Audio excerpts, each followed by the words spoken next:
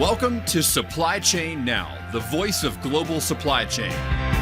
Supply Chain Now focuses on the best in the business for our worldwide audience, the people, the technologies, the best practices, and today's critical issues, the challenges and opportunities.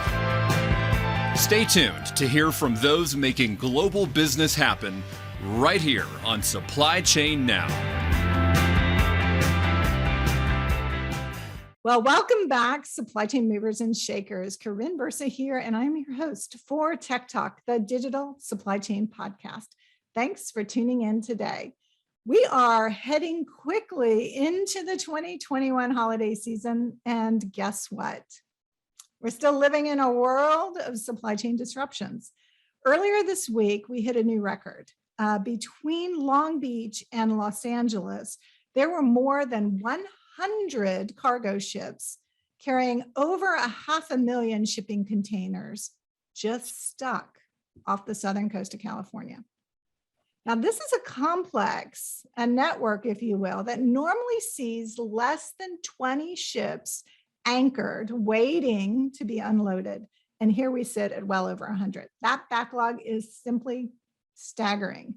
The Los Angeles port had its busiest September on record, and Long Beach is going to process, get ready for this, more than 9 million containers by the end of 2021.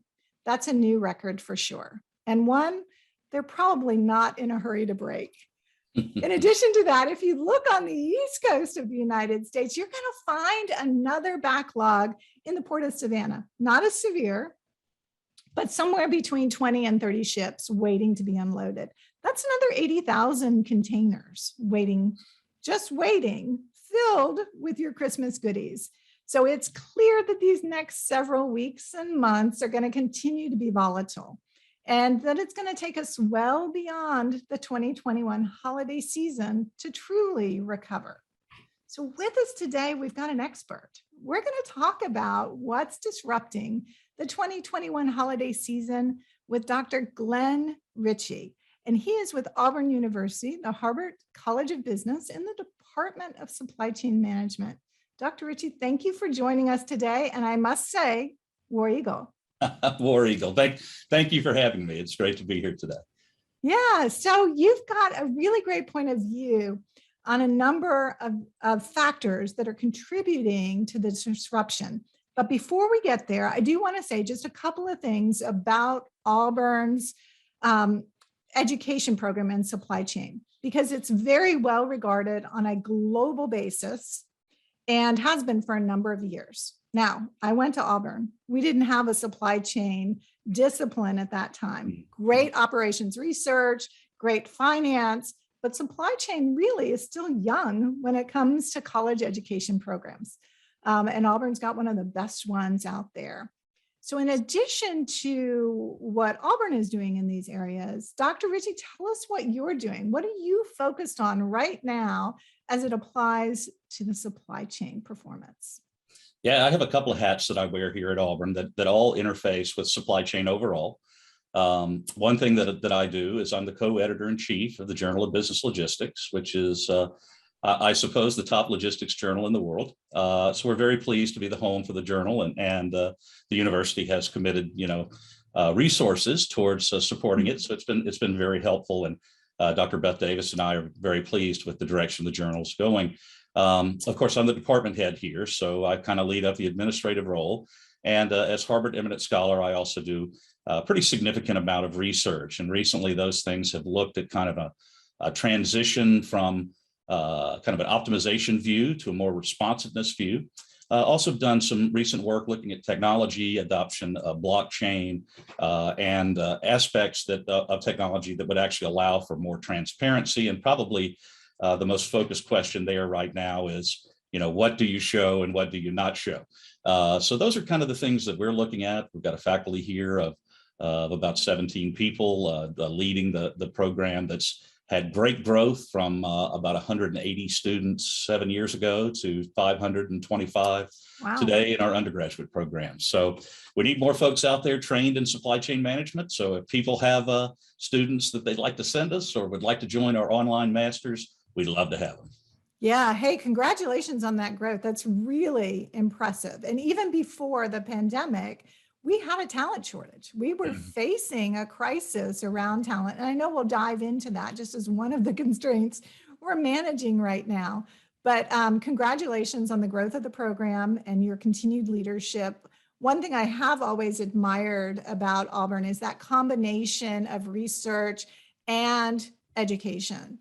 And now you've got the other aspect of also running a publication, a thought leadership in the marketplace. So I imagine you're pretty busy most days. Thanks for spending some time with us. Yeah, it's a little underwater sometimes, but no, it's great work, and it's great to be able to help young people find their way into a fantastic field. And one of the things that helps a lot is we do have a Center for Supply Chain Innovation here that's run by Dr. Brian Gibson, and that really allows the students and the researchers to interact directly with business, which makes us a bit different than other disciplines.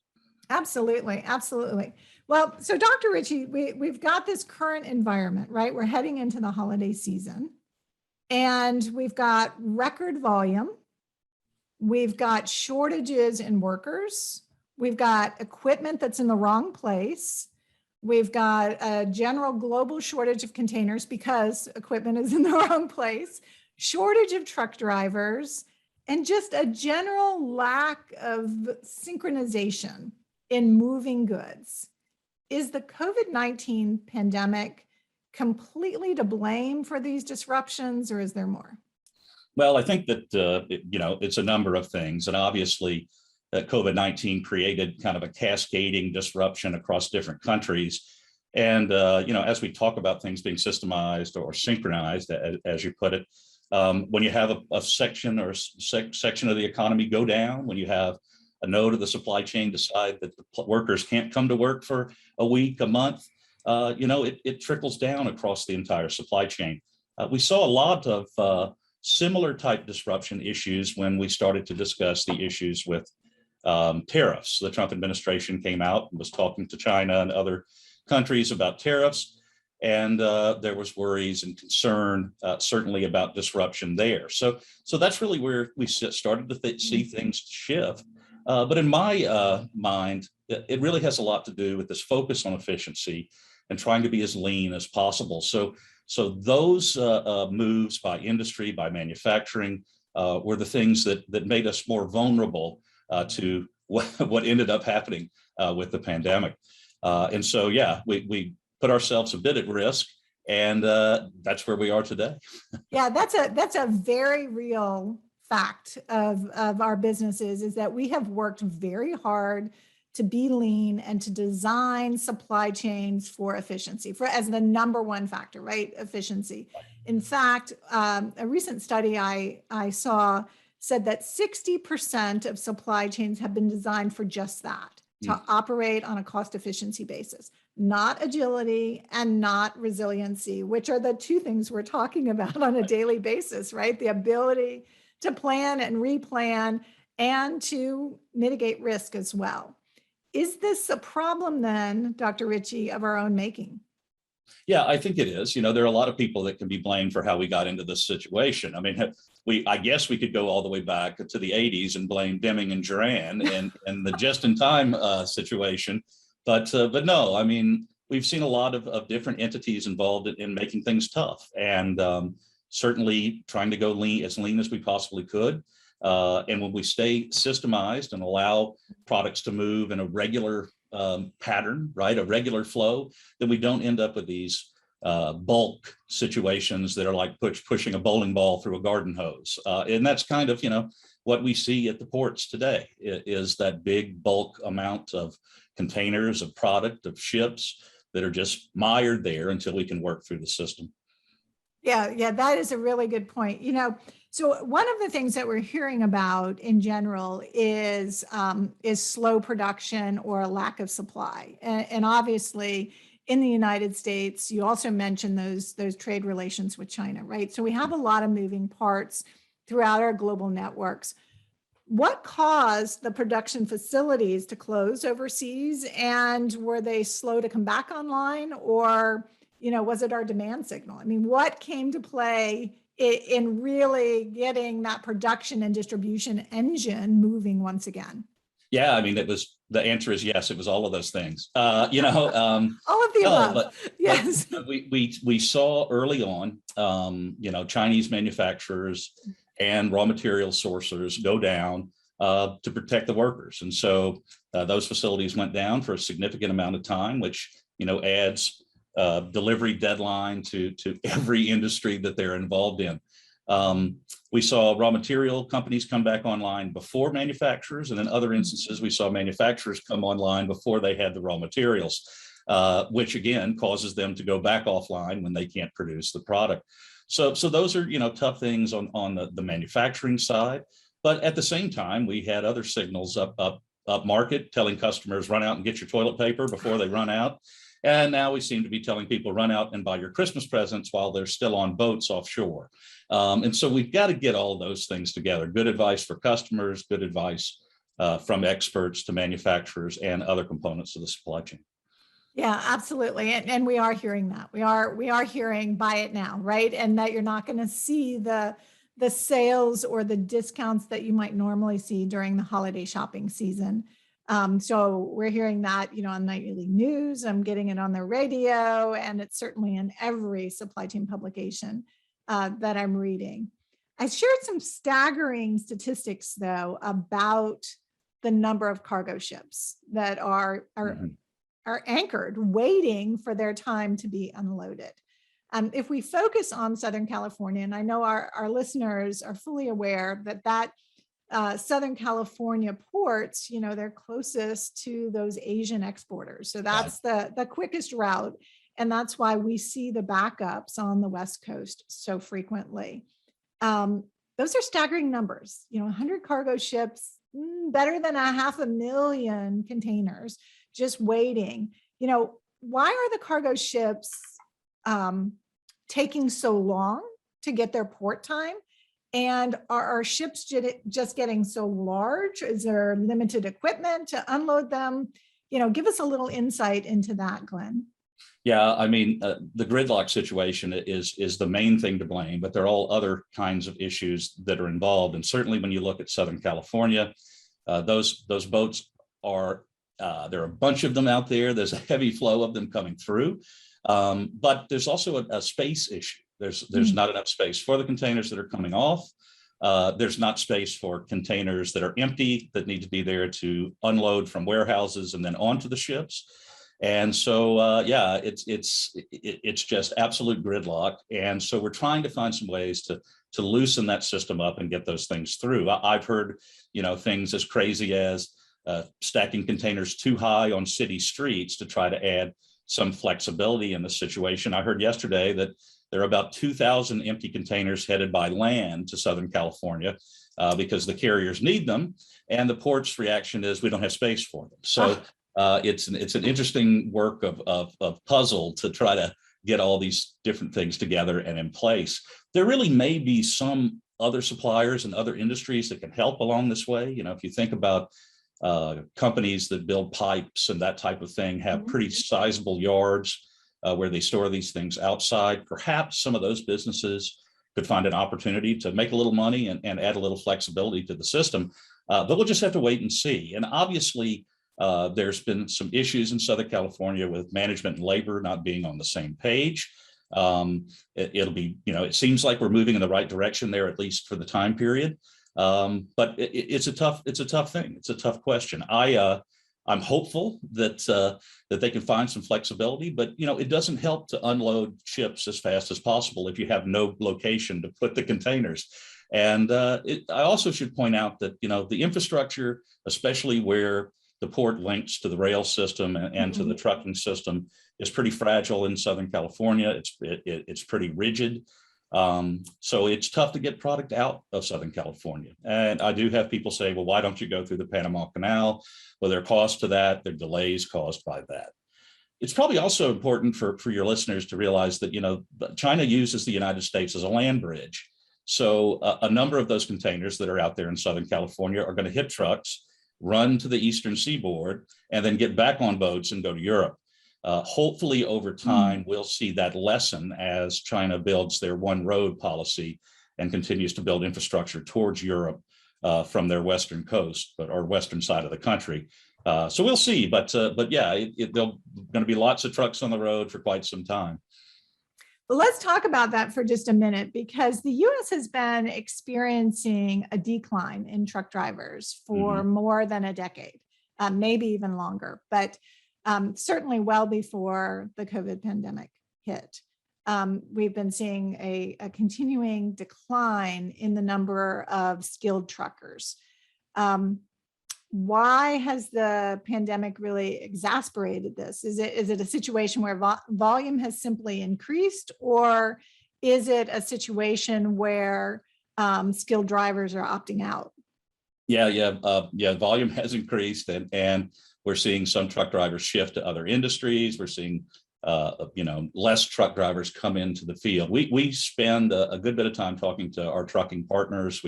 We have several very, very strong companies here that support the university. And it's a combination of trying to get the labor and trying to get the equipment up and running. I know people are thinking about, well, we don't see many cars on these car lots. That's because of the chip issue, and the manufacturers cannot get the chips to get the cars produced. But we can't get vehicles either. So we have, one partner business here that tried to buy 20 new trucks at the beginning of the year, and they still don't have half of those vehicles. And at the same time, if you can't get the chips for the cars, you can't get them to repair the truck. So there's an equipment issue. There's a kind of a finite amount of vehicles that we can use. But we haven't done a great job over the years of recruiting people into the trucking field, and we really need to be doing better work. It is a satisfying career. It can be a career where you make six figures. And so we are seeing groups like the Alabama Trucking Association go out to trade schools and encourage some of these people that are in trade schools to consider making that shift to transportation. It is a good job. It's a tough job, right? And it can require you to be away from your family. So it does take a certain type of individual that's willing to do those kinds of things. But wow, we really do need more folks in the area, and seeing some of the innovative approaches now to get people interested in truck driving is really kind of wild. Santa Rosa, Florida, is using going in their prison rehabilitation program, getting truck drivers out of the prison. So, there's probably an opportunity for some of those people to come back and benefit society with their help. So who knows what other types of innovation we may be able to find. Then again, smaller trucking lines are at times, have their drivers picked away by larger trucking lines. The free market kind of causes that to happen. And that's a tough situation. Not to mention that now we also see manufacturers that are raising salaries. And so if you can make more money with the manufacturer and stay in town, why would you be an over-the-road truck driver driving from Atlanta to Los Angeles? Yeah, so you hit on a number of things there, from labor to some of the parts and repair and equipment constraints. Let's talk about some of those supply shortages for just a minute. In the past several months, we have seen shortages on just about everything, but certainly you mentioned toilet paper a minute ago, but we think about, chicken, ketchup packages. Who thought we would ever have a shortage of ketchup packages, right? And of course, building products, plastics that are used in many, many different types of products, including automotive. And then, of course, the semiconductor, which we've heard a lot about because of its limiting impact on the automotive sector in general.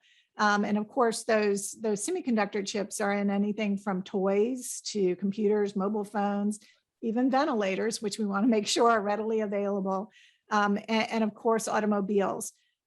What's happening in this area? Again, was this a response to a diminished demand signal and it's taking time to build back up?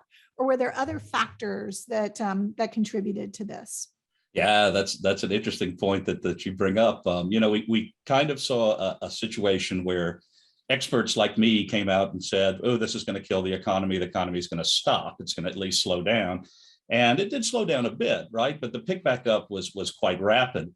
And I guess when we say stay at home, the virus is out there, we think, well, people won't be going to retailers, but in reality, we've been making this transition to e-commerce, and people really jumped on e-commerce, and so kind of the path adjusted.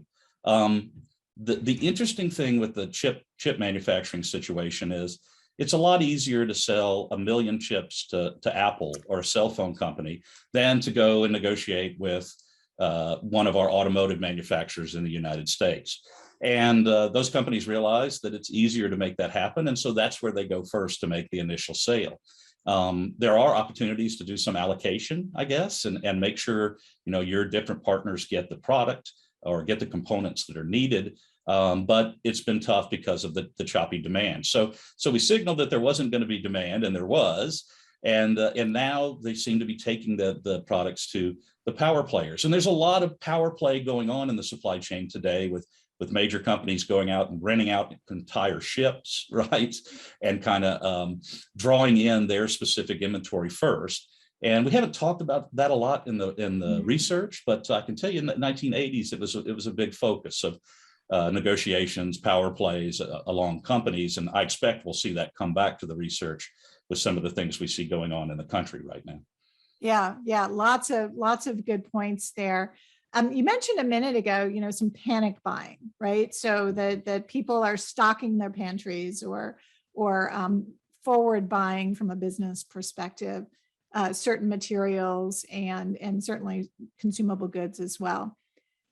When I think about this, it's a classic case, or could be a classic case in the future, of us creating almost a global bullwhip effect. Do you think that's going to happen, or do you think we're smart enough to kind of dampen those spikes in demand? Yeah, I definitely think it's going to happen. It certainly looks that way. To give you a little example, I went down to our local Walmart here just to have a look around and see how things were going in terms of their supply. And as you'd expect, there's some spots on the shelf that are empty here and there. A lot of that has to do with not being able to get packaging and those types of things that you mentioned related to plastics and such. But the thing that they had plenty of was bicycles. And the bicycles not only spilled over from the toy area into the garden area, but as I was out there poking around looking at all of these things, a couple of the employees said, "Please buy one. We have 2 containers of them behind the store." So, Walmart has said, this is where we need to be. Let's buy it all now instead of extending it out across time. And I expect we're going to see a lot of players do that type of thing. I'll be honest, I'm on a couple of different radio shows pretty frequently. And one of them's in New Orleans, WWL. And I do what I can to not talk about certain products that may be running low, because it does trigger people to go out and buy. And in that community, we saw all kinds of different things go out of stock. You would understand how people react to toilet paper or bottled water, especially in hurricane crisis situations and those types of things. But you don't expect them to run out of pork sausage, right? And that's a staple in New Orleans, boudin and pork sausage and these things. You need to have those things in stock. But all of those disruptions that we talked about earlier today certainly had an impact on the production of that product. Well, and so let's talk for just a minute with the conversation around your observations at Walmart. When we think about the retailers, the traditional retailers, as well as e-commerce, there's a lot of concern around the holiday season in just them hitting their revenue numbers. Some retailers really count on that holiday season to get in the black for their annual performance as well. But I understand that retailers like Walmart, Costco, IKEA, Home Depot, many, many others, they're chartering their own ships, right, to bring in goods. Is this going to help? Aren't they just going to face the same gridlock that we're seeing in the ports? Or is there some mysterious port dedicated to these retailers that we need to know about? Yeah, they're still gonna battle the same delays, the queuing situation. It'll be interesting to see if they're able to expedite around some of that, but I doubt it.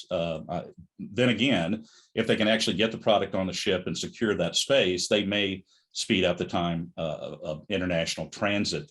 I was looking like kind of across the board industries and thinking about international transit, and it was those numbers before the pandemic were running 11, 12 days, something like that. And now I see a number of industries saying we're at 60 days and that type of thing. And when you start talking about computer monitors or furniture, now we're talking about 6 months, right? And so, yeah, but companies like IKEA obviously see that as a major issue for them. And anything they can do to secure space is what they're going to try to do.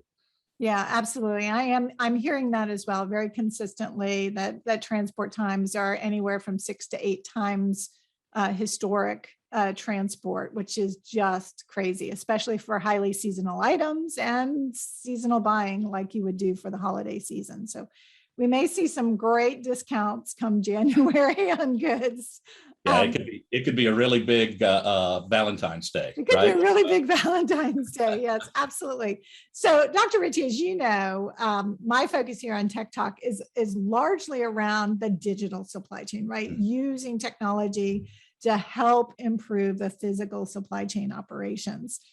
Is it possible to automate? Are there automation opportunities that you are seeing that are going to help mitigate some of these bottlenecks? Well, I mean, I guess yes and no would be the answer. Certainly, there are things that we can do specifically at the ports that we could replicate from other ports around the world that could help systemize what we're doing. Could reduce some of the human error, could speed up processes a bit.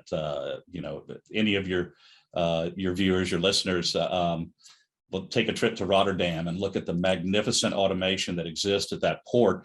Those are things that we could potentially do with the right funding going to the right places. So hopefully we'll see some of those things happen. I do think that as we think about this bullwhip effect issue that we're dealing with, that we were just speaking of a moment ago, probably there are ways to go into some of the machine learning in terms of our forecasting and smooth some of those things out. We'll have to take it a little bit out of the hands of the people that have dealt with all this risk over the last several months and allow them to think, okay, maybe we can go a little lighter on some of these issues. But there are also, I guess, some places where we could use materials handling equipment and that type of thing that'd be automated within facilities, because we haven't really talked about warehousing, distribution centers, but typically this time of year, companies like Abercrombie and Fitch are out there hiring an entire additional workforce to handle peak demand.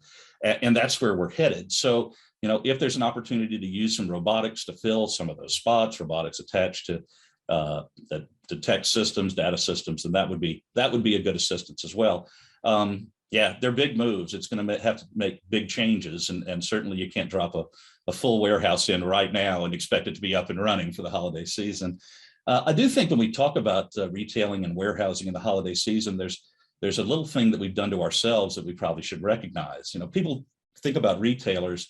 They don't typically think that retailers are warehousing, and they really are. Maybe they're fancy warehousing, and I'm sure the folks at Ann Taylor are saying we're not a warehouse, right? We're a lot nicer than that. But in reality, those retailers existed in marketplaces to be a place that had safety stock for your home, right? So you could go to the retailer and pick up what you needed, and hopefully they'd have it in inventory. And over the years, we've seen the number of retailers reduce and a lot of their business move to e-commerce. So we've really moved our safety stock as customers out of our cities and onto the web. And so that's added a situation where maybe we don't have as much flexibility as we think we do. The other side of those things is we moved the storage into your home, right? And so instead of buying a 4-pack of toilet paper, you buy a 48, and it becomes an end table or a piece of furniture in the house. It takes up so much space. And so those are real world supply chain issues that maybe we don't see in front of us as consumers, but our choices have kind of caused those things to shift into different locations. Yeah, those are great examples. And, personally, I blame Costco and Sam's Club for kind of, greasing the skids, if you will, because when you buy products there, you're always buying it in a much larger pantry size than you would at your local grocers. But I totally agree. I mean, even in the grocery industry where you can buy online and get curbside pickup, it's transitioning many of our grocery stores into more and more of that kind of warehouse feel to them as well. When we think about, COVID and some of the impact, is there a silver lining? So one McKinsey report that I read, this is 6 months into COVID, it indicated, Dr. Richey, that we had transformed, digital transformation had accelerated at that point in that 6-month window to really what would have taken a good 4 years to achieve. So as we're now kind of month 20 in this process and dealing with, a multitude or cascading disruptions, as you've put it, is there a silver lining for supply chain? Yeah, I mean, I think there is. I think one of the places we could start is that I think 2 years ago, most people didn't really know what the supply chain was, and they weren't mentioning it around the dinner table. And every politician and news agency out there wasn't talking about it every single day. So people know what the supply chain is now. They're getting a feel for what it is. And so hopefully they can understand a little bit of the complexity in the delivery mechanism to get something from overseas to their front door. It has been truly amazing. People that are now shopping online that we didn't expect would be shopping online. The things that they're buying are amazing. Like you said, grocery. I mean, it wasn't that long ago we were trying to get people to shop online for groceries, and companies like Webvan were going. I was a big fan way back when. I was an early adopter. Yeah. So yeah, the time has come, and it really has had a pretty serious impact on the way we interface with the customer. And of course, in those interactions, we collect a lot of data, and hopefully that data allows us to do a better job of making decisions, of forecasting, and getting the right products to the right people at the right time. Those have been big shifts and big transitions. I think that the fact that we need to upgrade our infrastructure in this country to help support supply chain processes is front and center. And it's nice to hear politicians talking about it finally in a pretty serious way. And so hopefully over time, we'll see that kind of disruption adjusted. There's a philosophy out there that is in economics that's called creative destruction. Most people that spend time reading on economics and business have heard that. And you can even see that in The Economist in a special section. And creative destruction, recommends that when we see these disaster situations like war, we kind of destroy the processes and the mechanisms of what we use to go to business, to go to market, and we rebuild them. And so the old Southern saying, if it ain't broke, don't fix it, really is, if it don't broke, you should break it so that you can make it better. And so I do think we see some of that going on, new innovations, changes, what we were able to do to get those vaccines out across the country and the world was absolutely fascinating and really quite amazing. And I was a big doubter on what we were going to be able to do, and just the way people pulled together was great. So yeah, I do think we'll see a lot of changes, a lot of adjustments.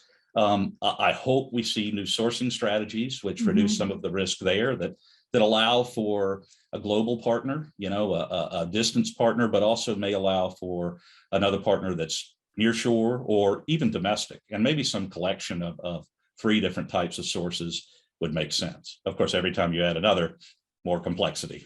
More complexity, absolutely, but closer and closer to market makes a difference as well. And I do believe as the focus, so supply chain, I agree, has taken center stage. I mean, it's fantastic. At our dinner table, we've talked supply chain for years, but I'm not sure my family and friends really understood it until they couldn't get toilet paper or some other basic needs that suddenly you could just see their aha moment around that. So I think there have been a lot of teachable moments. And I think that, as you said earlier, some of our challenges are of our own making, because we have strived for so many years to become leaner and leaner and increasingly efficient in how we produce, source, move goods.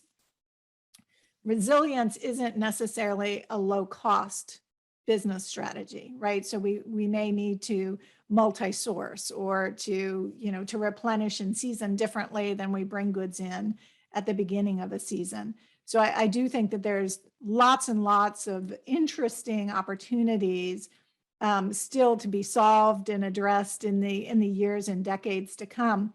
Tell me a little bit, Dr. Richey, about, some of this content is just so good and so tangible. How are your students responding? Are there teachable moments? Has it made it a little more exciting for them or more tangible for them in the process? Yeah, it's a great time to be teaching supply chain because it's all right in front of us. One of the more interesting things is that I used a couple of different simulations in class where the students basically run a supply chain, run entities in the supply chain that compete against each other. And over the years, a lot of focus was on let's get the cost down. Let's try to hit maybe a few stock outs in the let's get the inventory very lean and try to get it very accurate. And I will say over the last 3 semesters, as we dealt with the pandemic, the students' philosophy in those instances have changed, and they're looking for more safety stock, more backup. And so those things are kind of naturally happening, which is really interesting coming out of a systems approach where we were really focused on optimization, really focused on just-in-time inventory and that type of thing. And at the same time, companies like Toyota, who really got the just-in-time approach going, are taking steps away from the just-in-time approach to go back to kind of a more risk management approach to inventory and processes. So seeing that happen at the student level and kind of happen organically has been really fascinating. The internship approach has changed as well for students. We thought that we were going to have just a dead period for internships when we first got into the first summer of the pandemic. And we actually didn't. The numbers upheld. A lot of the internships were from home, right? But the students were doing a lot of data analysis and working with Excel. And so those things are things that now these students have probably stronger skills than they did just because the pandemic changed the nature of their education. Yeah, that's a really good point. With my perspective coming from the software industry around supply chain, we certainly have been seeing more and more data scientists as a part of that operations research team, and that combination of how do we visualize, right, the plans that have been evaluated, and how do we present multiple scenarios. So I do think that there's this wonderful kind of intermeshing of supply chain discipline with data science, with business analytics, and with finance, right? All coming together. And oh, by the way, don't forget about marketing, right? So marketing is the one, the discipline that's stimulating demand or differentiating products in a market. But it's really bringing all these facets together that I think is just, it's a wonderful time to be in business. And from my perspective, the business is supply chain, right? Unless you're a services entity. If you've got product that you're making, moving, delivering, and bringing to market, whether it's a component or a finished goods, there's a supply chain around that. So I think that we've got some interesting challenges and opportunities in front of us. Yes, we do. We really do. It's a great time to be involved in the supply chain. It's also a tough time to be involved in the supply chain. But I guess those things also mean job security for most of us, right? They do, definitely. Yeah, I think that there's definitely good job security. Speaking of jobs and placement, how's the placement rate for Auburn graduates coming out with supply chain degrees? Yeah, the placement rate has been very strong. We've seen it continue to grow in terms of salary and those types of things. I think talked to Alex Reitenbaugh, who's down in our office that handles placement and relationships with businesses, and I think we're seeing kind of a conversion rate from internships that runs somewhere near 80%. Wow! And so our students, go out on the summer of their junior year, typically. Get an internship, and a good number of them, I would say a majority of them, actually come back from that internship with a job offer. So placement is strong. Lots of our students get multiple offers. And so, yeah, we need more folks in the field. And part of that is the reason that we rolled out this Masters of Supply Chain Management over the last year. And so we've got the kind of our inaugural classes here. And, we work with industry to design a 10-course sequence that hopefully gets the future employee, as ready to go as they possibly can. And so far, we've got a nice group of students in there, and they're already getting questions and opportunities from companies like Maersk, from companies like Georgia Pacific. So pretty exciting stuff to see happen. Yeah, that's fantastic. Now, is that a one year program, or is Yeah, it? it's 10 classes, so you can take them in the sequence that you like. Most students will take 3 at a time. Um, you can break them off and take 3 and get a certificate if you don't want to go for the full master's program. And we also have it so that it interacts where you can get a double degree with our MBA as well. And all of those are set up where you can do them here on campus, which is always the best place to be, right? It is always the best place to be. Or online, right? And so those degrees, all of them are also available online. We have kind of a matrix structure that works quite well. Okay, great. Well, Dr. Glenn Richey with Auburn University's Harvard College of Business, we really appreciate you spending some time with us today. I think you've actually given me some ideas of some other topics we may want to invite you back to discuss in the future as well. If I could ask you, Glenn, what one thing do you want our listeners to take away from today's conversation? Yeah, I mean, I think that the important thing for people to recognize is that we have a system that can get shooken up, right, and can cause disruptions, and we need to find ways to build contingency planning into that system. And until we have that done, we're probably still going to see these types of things pop up in different areas. But I have a mentor that used to say, "It ain't no hill for a climber." And so we'll get there. Supply chain executives, supply chain workers, people, professionals always step up to the task. And it may take us a little bit to get everything ironed out, but we'll get it there. Yep, I agree with you. I think the one thing that I have enjoyed so much in my career in supply chain is that at heart, supply chain personnel are problem solvers. I mean, they are there to solve problems, whether it's an efficiency problem or a service problem, or even a production problem in the mix. So I love that, where they can really look at a problem from several different angles and come up with some possible outcomes. Dr. Glenn Richey with Auburn University, thanks for sharing your insights today on what's disrupting our 2021 holiday season. If our listeners want to get in touch with you, what's the best way to do that? Yeah, I'm easy to find. Just you could search Glenn Richey on Google and I'll pop right up. But my email address is richey@auburn.edu. And so really easy to shoot me an email. Would be happy to interface with your folks and continue the discussion. Great. Thank you so much for joining us today. And I hope that these insights are going to help our listeners navigate their 2021 holiday season. And at a minimum, you're going to have some great content to discuss at your next holiday party. So I don't want to see you guys out there on jet skis going from container ship to container ship thinking you're going to do your holiday shopping. Just hold tight. The goods are coming, and we'll get through this next series of supply chain disruptions. To find out more about supply chain in a number of different areas of digital content, please check out supplychainnow.com. While you're there, look into TEKTOK. That's TEKTOK, and subscribe wherever you get your podcasts. On TEKTOK, our goal is to help you eliminate the noise and focus in on the information and inspiration you need to replace risky inventory with valuable information. We're going to see you next time here on TEKTOK.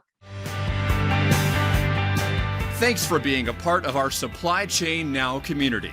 Check out all of our programming at supplychainnow.com and make sure you subscribe to Supply Chain Now anywhere you listen to podcasts. And follow us on Facebook, LinkedIn, Twitter, and Instagram. See you next time on Supply Chain Now.